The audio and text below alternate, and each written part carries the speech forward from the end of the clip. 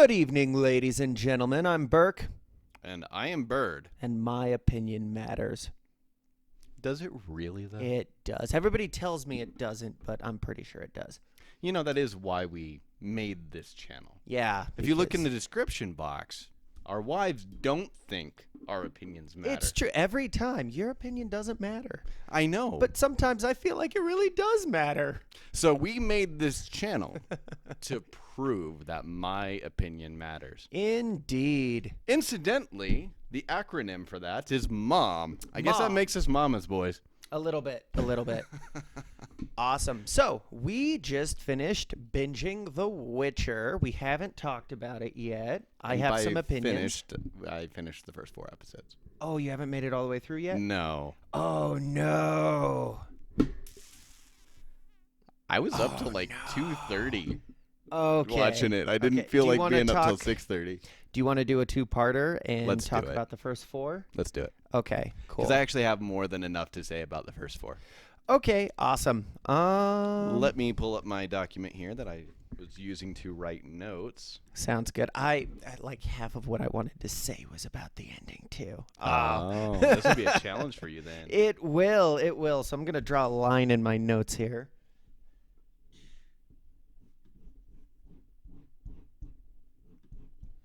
There we go. Okay.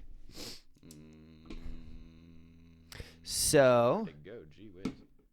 first thing I want to talk about, full disclosure, I have not played the Witcher games. How close does this stick to the... So this is a prequel to the Okay. games. All the main characters in this are characters in the games, but this actually explains a lot of their backstory. Okay. For instance, Ciri is not a princess just getting out of her kingdom in the games. She's actually been essentially adopted by and trained by Geralt. Oh, okay. Interesting. All right, then. Well, I have not played the games. I'm not super familiar with the setting, so this is my first foray into it. It's not my first four-way, but it is my first foray into the Witcher series. Okay. Well, don't worry. We'll get back to that later. Yeah. That's a story for another time, maybe. What did you think about Henry Cavill, the guy that played Geralt? Did he do a good job, or... So that was actually one of the things that I was really worried about, because I played, and I'm in the middle of actually playing Witcher 3 Wild Hunt right now. Oh, so you've not just played one game, you've played a bunch of them. No, sadly. Oh, no. Okay. I jumped in on Witcher 3 because I don't have the systems.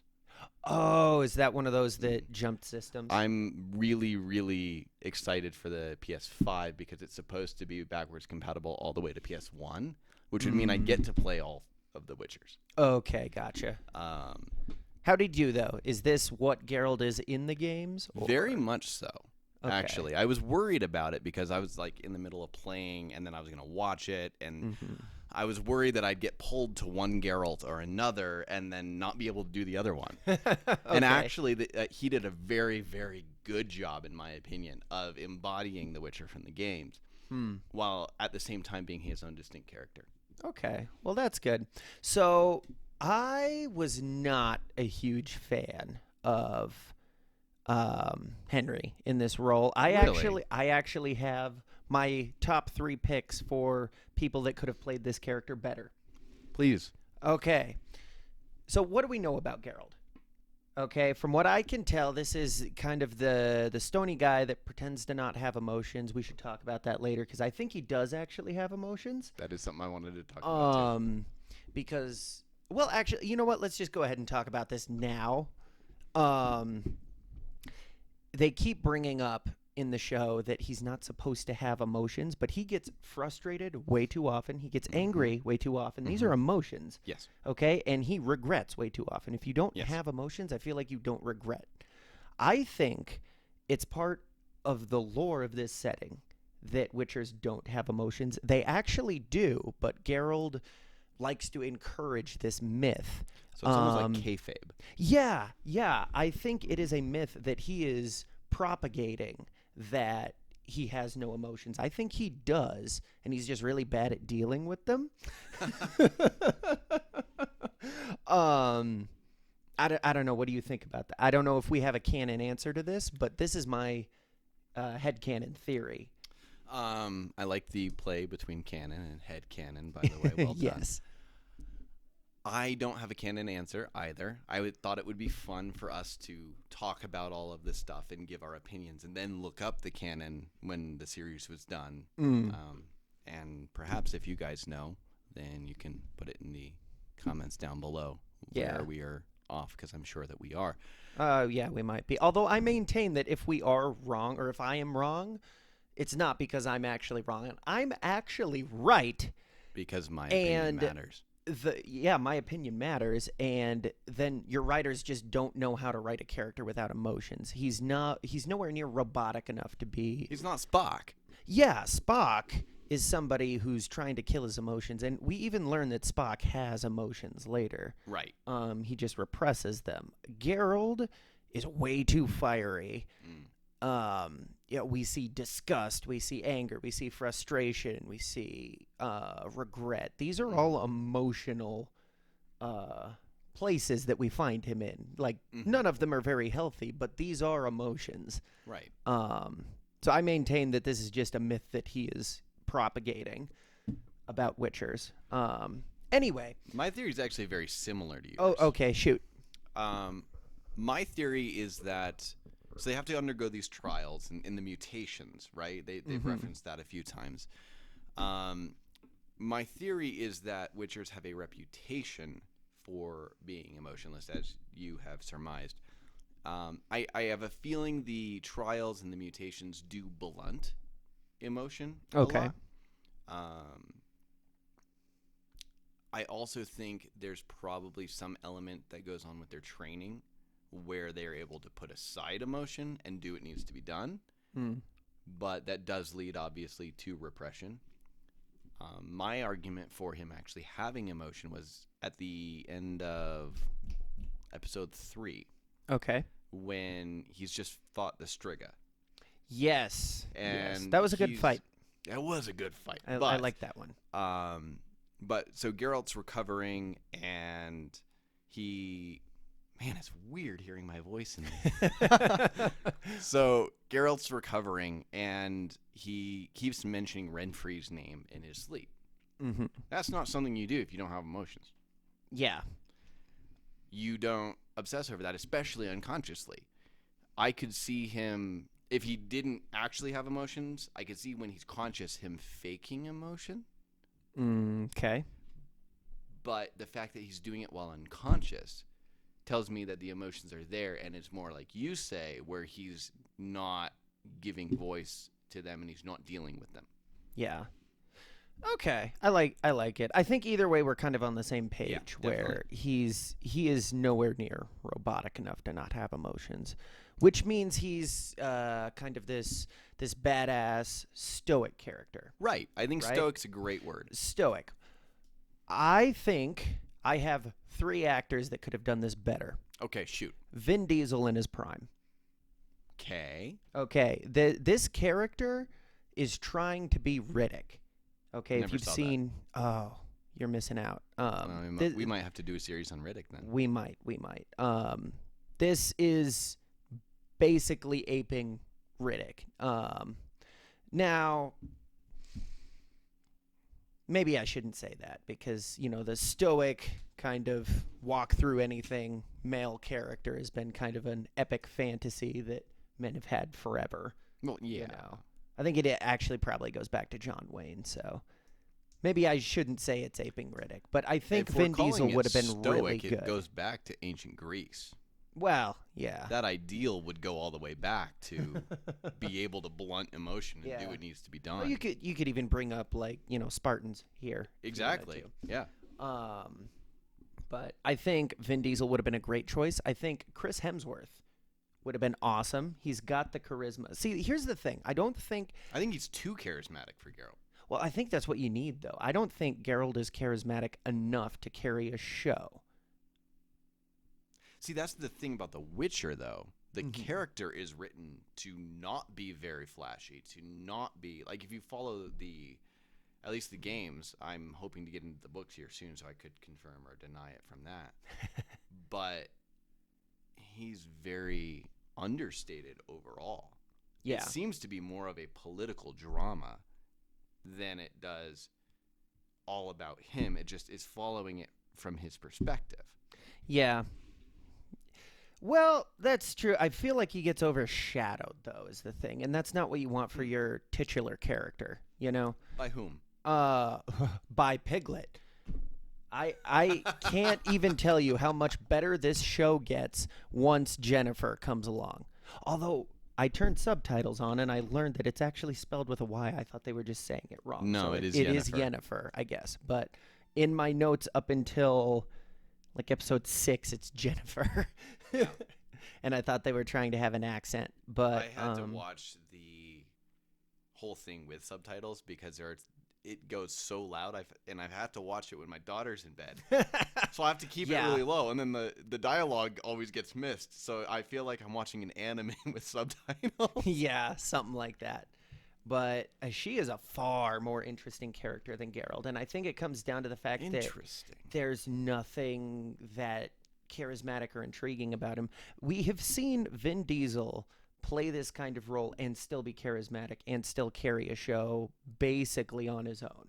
Okay. With him out in a desert with a dog. Okay. We've seen him do that. The other one I had was Orlando Bloom. I could see Orlando Bloom doing this. If he bulks up a little bit, I could really see that. If you want somebody who's really good at stoic, and you're looking for somebody other than Henry Cavill, what about Matt Damon? Maybe. He's got that older, badass vibe. Mm-hmm. I mean, for goodness sake, he played Jason Bourne. Yeah. You throw a good wig on him. I mean, I know he hasn't done anything in the medieval realm, as far as I'm aware. Nothing that was good. Okay. He did that. I don't even remember what it was called. It was really bad, though. Okay. Keep going. Keep going. I think he could bring another element to it. That's probably over what Henry does. But with that being said, from my exposure to the games, I've watched playthroughs as well. And Henry Cavill is very consistent with the way the character has been developed throughout the franchise, whether that be the books, from what I hear, or from what I've seen of the games. Yeah. And I'm not sure you could actually get more charismatic and be true to Witcher. Now, if the TV series had come first before the games, maybe that could be more of a thing. Yeah, well, and maybe this is where I'm painted into a corner a little bit because I don't know the characters from the games. It would lose nothing if it stopped being faithful to the games for me. I'm judging it purely as a show. Right. And I think your title character needs to be able to carry a show. And in this one, I did not like the first episode because... Really? That was my favorite episode. Yeah. So I think it was way too early to start trying to be Game of Thrones and killing off so many characters. I didn't think we got to know any of the characters long enough for any of them to be interesting. And nobody was really that charismatic or appealing. It wasn't until episode 2... when Yennefer comes in that the show really hooked me in. Really? Yeah, she is my favorite character. I love her storyline. Interesting. In my opinion, so far through the first 4 episodes, she's the most throwaway character. And Geralt is, in my opinion, the best. Interesting. I will be very curious to see what you think towards the end, because I will maintain this is very much Yennefer's story. Potentially. And I know from the game she has a huge part to play. Yeah. So I'm excited to find out. And don't get me wrong, I'm not knocking the actress. She does a phenomenal job of playing Yennefer. But just my opinion of where the story is in the presentation, I guess maybe there's no accounting for taste. But I guess I do have a different opinion. Yeah. Well, I mean, that's what the show's about. And my opinion matters too, CJ. I guess so.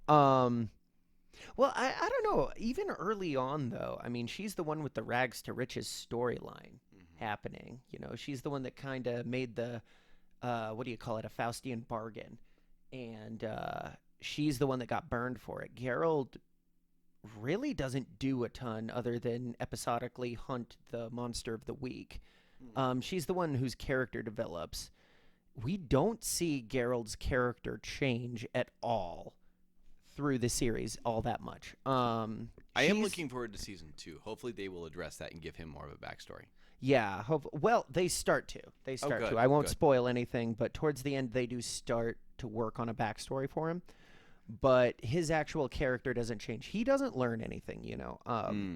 I maintain that most of the time you can identify the main character of a story by looking at who learned something. Interesting. Who learned the moral of the story? In this case, it's very much Yennefer. She is the one with character development. She's the one that's changing, who's going through the trials and coming out the other side a different person.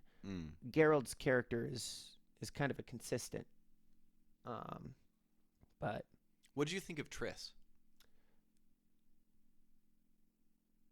Well, the name Triss does not appear in my notes, so apparently I don't think very much. Okay. Which one's Triss? She was the sorceress who healed Geralt after the Striga and hired him on to deal with the Striga. Okay. In the games, there is sort of this implied love triangle between Geralt, Triss, and Yennefer. That's why I asked. Huh. Interesting. So I don't think I realized it was anything but a throwaway character at that point. It's nobody that I do remember the name Triss from the finale when a bunch of the mages become relevant again. I see. But we don't ever follow her. Okay, that's too bad. Hopefully they will in season 2. I kind of figured I really like her character from the games. Yeah, I kind of figured she was more of a guest star sort of appearance. You know what might be fun? When we're done with the Destiny playthrough, we'll be finishing this up as well. Maybe we could throw in some Witcher in there, at least with The Witcher 3, since I've already got it. And then we could compare and contrast. That could be a lot of fun. That could be a lot of fun. It is a stupidly long game, though. Yeah. Well, we'll have to binge it or marathon it or something. Sounds fun. I'm always down for that. So here's my other question. How long did you watch this thing before you realized it was nonlinear? 35 minutes. You realized in the first episode it was nonlinear? Yeah. Really? What happens in the first episode that gave that away? Because it took me a long time. Okay, so the lioness queen, right? Mm-hmm. And she's all talking with Ciri and everything. And she's like an older lady. But Renfrey talks about the lioness queen having just won her first battle when she's dealing with Geralt. Okay. So at that point, I'm sitting there going, I wonder. But I was already primed for that because they do that a lot in the games, where you'll switch, like, if you're playing Geralt for a bit, you'll switch back to playing Ciri, and then you'll play through a timeline that is different. Interesting. So I realized in episode 4 that it was going out of order. Yeah. So I first had the idea in episode 3, which is where that's the Striga one, I think, with the brother and sister that were a thing, and then you have a kind of a flashback, I think, to when they're kids and they're at some kind of function, and they call the one kid the king's name. I don't remember the name, but I thought that was really weird, but it never occurred to me that, it's because they're telling me it's out of order. What function? Something with the ironically named Brotherhood. I think it's weird that the Mages like the Guild... dancing thing? Yeah. Yeah, where Yennefer talks to the king, and he's like a young dude. Yeah. And then Geralt's dealing with the king, and he's like an old dude. Yeah. So I thought it was weird that they were using such a similar name. That was my train of thought. Okay. That why... That actually didn't stick out to me. I just sort of assumed that, because in medieval times, if you were royalty, sometimes you just pass your name on to your kids. I just figured it was that. Yeah, well, I mean, it didn't pop out to me as, oh, we're nonlinear, until we hit episode 4 when I got that, oh, no, this is definitely not going in order. Right. At which point I became very confused. Right.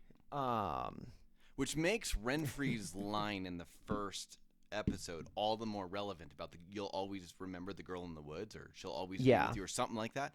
And I instinctively thought that was about Siri, and obviously that's where that's going to come to pass. Mm-hmm. But it makes that prophecy all the more impressive. Yeah. Rather than just saying like, "Oh, it's me, and you're always going to remember me because we slept together and had a great time." Indeed, but I did want to bring this up. The Brotherhood is very ironically named because we see almost exclusively women in the Brotherhood. I thought that was weird. This is a good point to jump in with this. I have some stuff on the first couple episodes that don't actually pertain to this, but I'm going to jump right into something I observed in 3 and 4. Gives you a train of thought, go for it, because that's the entirety of that thought. I just thought it was weird. Here's the thing that I'm going to be supremely critical of. I think there's way too much nudity. Yeah, and it doesn't add anything to the story. That's very true. It's definitely so. This thing is Witcher is trying to fill the void that Game of Thrones left. That's the feeling I get. It's trying to be as Game of Thronesy as it can. Witcher came first because it very much follows the style of the game, and I'm pretty sure the game came before Game of Thrones. I haven't played 1 or 2, so I don't know how much nudity there is in that. But I know Witcher 3 is chock full of it. Sadly. Okay. Well, maybe they're just being faithful then. Either way, the nudity doesn't really add a ton. I will give you that. That's for sure. So I wrote this down. I'm just going to read what I wrote down when I was watching it. It's actually symbolically very confusing for me because in episode 4 they bring in this. It sucks to be a woman because you're just a vessel and you're going to get used and all of this stuff. And actually, I'd be very interested to see if that is a commentary that a real world woman, specifically in the West here, believes. I'd be very interested to hear about that. So comment below. Please keep the profanity to a minimum. But it is a real issue that I hear from a lot of areas, but from a lot of directions, whether that be work or church or from the media. Like this narrative is pretty consistent. Yeah. But then it's like they bring in this narrative that women are just this and that's bad. So they're trying to be very pro woman, and then they use the woman's body to get ratings. It's ironic. Which is self-defeating. It's ironic, yeah. It's so dumb. It's like, no wonder women would feel like that, dude. Yeah. It's very confusing to me why you do that. It's almost like you're not practicing what you're preaching. Exactly. Yeah. Exactly. And so this morning I went and looked up the production cast and crew. There's apparently, so it's created by a lady, but all the production is dudes. Okay. Which all of a sudden it like created this whole like sub narrative behind it, where it's like I almost see these guys as trying to come up with this narrative, this way of going about telling the story that makes them look very pro-feminist and pro-woman, and then doing the same old thing of just using anyway. And I think that it actually is very telling of our culture. Oh, yeah, for sure. Because there is, correct me if I'm wrong, but I see this in a lot of guys where it's like, oh, I'm not against women, but, and as you know, whenever you say I'm not against this or I'm not for that, but, then you're in trouble. It's like, well, I'm not saying I'm anti-Semitic, but then you're about to say something really bad. Yeah. Same kind of thing here. It's like, well, I'm not anti-woman because look at this story arc that I did. But I'm going to do what every other generation before me did and just use them. Yeah. Yeah. Because ratings. And that makes me mad. That really actually makes me very angry. And so, yeah, that's my 3.5 cents. 3.5 cents. Nice. No, I'll agree though. There's So yeah, confusing messages for sure. I do think this is trying to be the new Game of Thrones though. yeah. I mean, I don't think it's a coincidence that this is dropping, the year after Game of Thrones ended. Yeah. I don't think it's very good at it though. Hopefully they find their own identity. I think it's trying to. I've got some words written down here. That Are you moving on? Because I have one more thing to say about that last. Sure. I'm just trying to segue over here. All right. I'll let you segue in a second. Because there's one guy I want to call out, not in Witcher. Okay. I read an article. This is a call out in a good way. I read this article about Game of Thrones, and it was about Jason Momoa. Okay. And he would repeatedly stand up for the women in the cast when they were asked to do things that were going too far, specifically in the realm of nudity. And I think that's a really good example of what we need from our guys, is people who are willing to stand up. And at that point, if I'm not mistaken, he wasn't a huge name. He very easily, by standing up very forcefully, he could have potentially gotten relegated to that B-level actor or even gotten blackballed in the industry, depending on how that went. Because, I mean, HBO is way bigger than Netflix. So I just wanted to call him out. If you're watching, I don't know why you would be, but if you're watching, Jason, you're an awesome human being, and keep it up. Go ahead and segue. All right, segue. Very nice. So talking about the show's identity. Okay.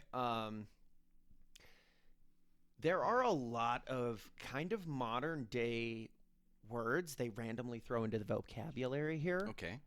That I find very weird to hear in a kind of medieval setting. Can you give me an example? Gross is a weird word. Mutant is a weird word. Abortion, somebody saying called it. Somebody saying the synthetic or psychology, reverse psychology, subspecies. These are all words that I don't think really fit into the vocabulary of a medieval setting. They always kind of jarred me out of the moment, especially when somebody says called it. I could see subspecies. I could see Geralt. He's a professional in the area. I could see a professional, a guild, using a word like that. And I could see, if you want to meta it a little bit, that could be where that word originated and got handed down. But all the other words I actually very much agree with. Yeah. I don't know. Seems It's to just be very modern colloquialisms. Yeah, a lot of the speech patterns, I mean, they're throwing in certain words, and just a lot of the speech patterns seem very modern. It's almost like a D&D table, where nothing is scripted and people try to have a medieval accent of some sort.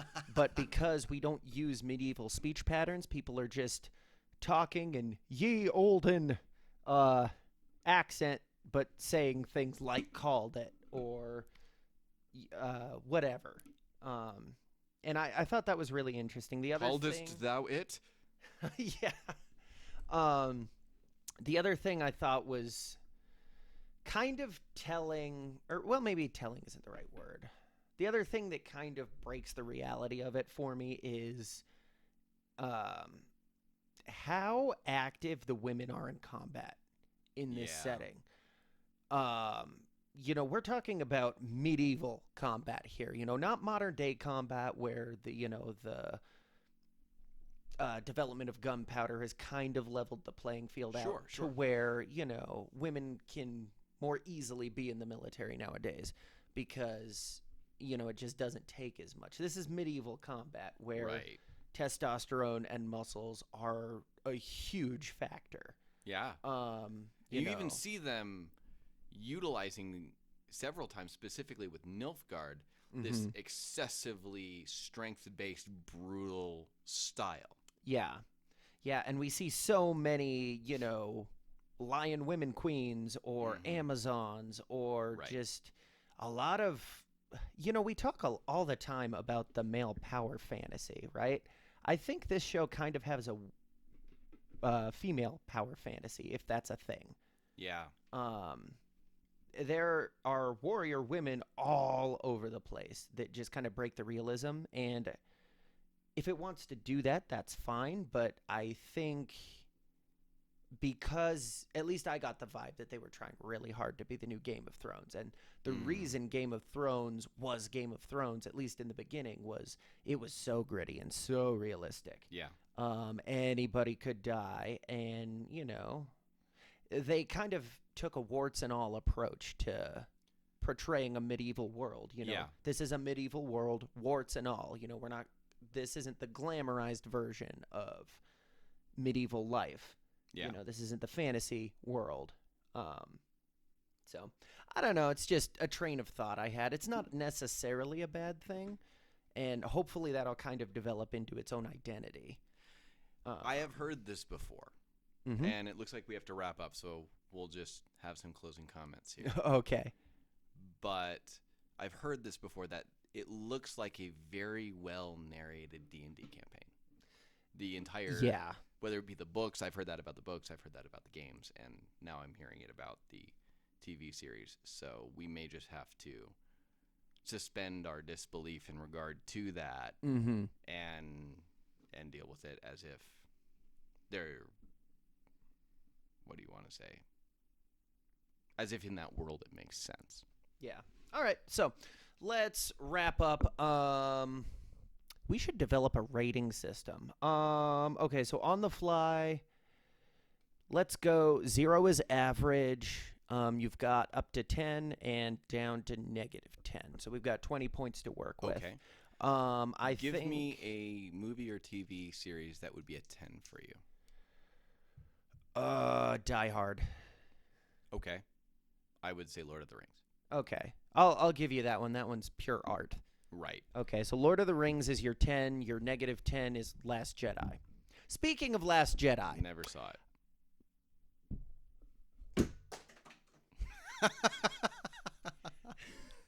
All right, well. We'll do one on that too. Before I give my opinions on Last Jedi, which, believe me, it's coming, I'm going to give this like a 1 or a 2, all right? For me, Okay. if 0 is average, I think this is slightly above average. I think it has the potential to do a lot more, and I think once Yennefer comes in, it gets a lot better. And just since we're only talking about the first half of the series, I will let you know that the finale probably bumps that up for me. I love the last episode or two. But since we're only talking about the first 4, the nonlinear stuff is confusing. Maybe that's because I'm dumb, but it was confusing. Sure. I didn't like Geralt. I think you could have cast better, or maybe even written him better. But I love Piglet's story. Okay. Love Yennefer. Love Yennefer. So I'm gonna go 2. Okay. For me, I would say the pilot was a 6, but taking the first 4 as a whole, I would say it probably downgrades to about a 3 for me. Okay. Not actually because of Yennefer, but because with all of the timeline skipping, it does get very convoluted, and it's very difficult to figure out what's going on, as well as that whole thing that I mentioned with the whole pro-woman, anti-woman clash. Yeah. Makes even the message very difficult to discern. I think they could go a lot of different directions. I think its potential is in the 7.5 to 8.5 range. Yeah, it could be very good. Whether they reach it is yet to be seen. So overall, I would give it above average. I guess in a letter grade, I would give it a B-. There you go. We'll figure out what our actual rating system is at some point.